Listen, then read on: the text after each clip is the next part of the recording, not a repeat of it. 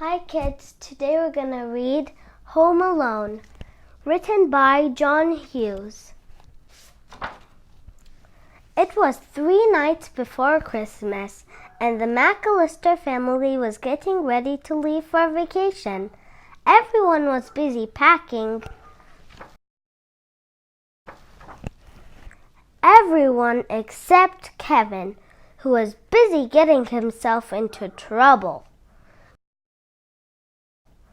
"Go straight to bed," his mother demanded. "That's enough trouble for one day."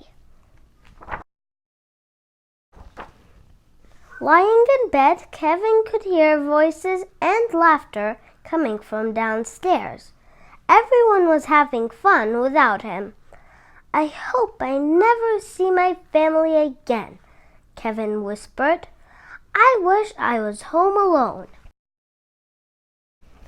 The next morning, the house was very, very quiet. No one was shouting. No one was running around. No one was telling Kevin to hurry up and eat his breakfast. No one was home. Finally, Kevin realized what had happened. "I made my family disappear!"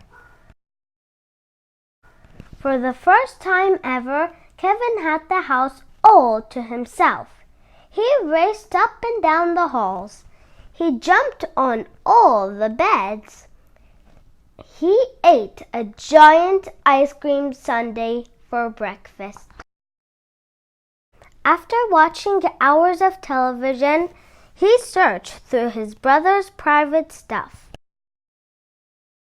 and rode a toboggan down a giant mountain. He even tried his father's aftershave lotion. This was not a good idea. "It stings!" "Ah!" But sometimes it was scary to be alone. Kevin was especially afraid of his next-door neighbor, Old Man Marley. He was the scariest person who lived on their block. And that night, Kevin heard whispers outside the living room window. Burglars were snooping around his house. "You see," Marv said, "most of the houses on this street are empty. Everyone is away for the holidays." "Perfect," Harry said. "We'll come back tomorrow night and steal everything." Kevin was so scared, he dialed 911, but the telephone didn't work. The wires had been damaged in the snowstorm. After hiding under his parents' bed for a long time, Kevin decided that he was being silly. Only a wimp would be hiding, and I can't be a wimp. I'm the grown-up of this house, and I need to act like one.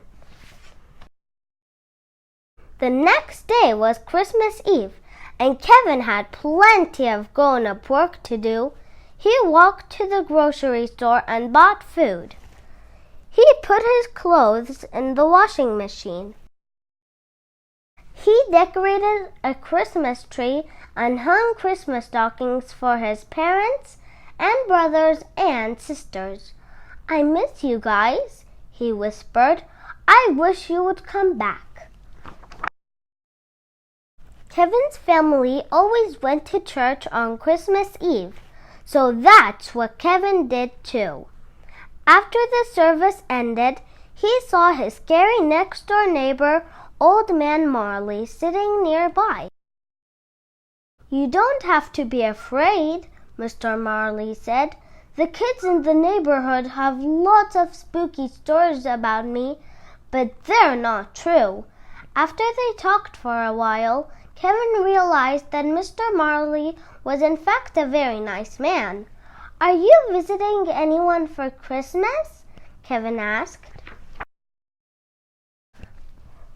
"No," Mr. Marley said. "I miss my family. I'd like to see them, but my son and I are fighting. I said some angry words that I didn't mean." Kevin knew exactly how Mr. Marley felt. Kevin remembered wishing his family would disappear, but he didn't really mean it. "You should try talking to your son," Kevin said. "Maybe I will," Mr. Marley said. When Kevin left the church, it was already dark.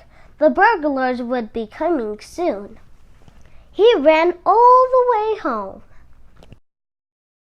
Kevin made a plan that was full of body traps. I think Kevin is a very smart boy, and his plan is so good. Like, it's full of body traps. So let's see what he does. He scattered toy cars and smeared tar on the basement steps. He made a big pile of feathers and hid sharp ornaments under the window sills. He sprayed water on the front steps. He tied paint cans to ropes. He stretched a trip wire through the hallway. He built an escape road to his treehouse. At 9 o'clock, Marv and Harry returned to the McAllister house, ready to steal everything inside. They didn't know that Kevin had sprayed water all over the steps, or that the water had frozen into slick, slippery ice. The burglars stumbled into all of Kevin's traps. Yuck! Yow! Wah! Ew! Marv and Harry slipped on all the toy cars and were knocked over by paint cans. Kevin escaped through his bedroom window and ran next door to his neighbor's house. Unfortunately, Marv and Harry were close behind. "Now we got you, kid," Harry said. Mr. Marley arrived just in time. Whack! Whack! He bonged the burglars with his snow shovel and called the police. Then he brought Kevin home. That night, Kevin left a note for Santa Claus, along with some milk and cookies. He couldn't wait for Christmas morning. "Dear Santa, I don't need any presents. Just bring back my family. Love, Kevin McAllister." When he awoke the next day, Kevin rushed into the living room. "Mom, Dad, is anyone here?" No one answered him. Then he heard a familiar voice. "Kevin, is that you?" His mother was home. "I missed you so much," he said, giving her a giant hug. "I missed you too," she said. "Where are the others?" Kevin asked. The front door flew open, and there were his father, his brothers, and sisters. Everybody was home at last. "Are you okay?" his father asked. "I'm just happy you're all back home," Kevin said. "Merry Christmas." The end. Thank you for watching. If you like my video, please like, share, and subscribe. Bye!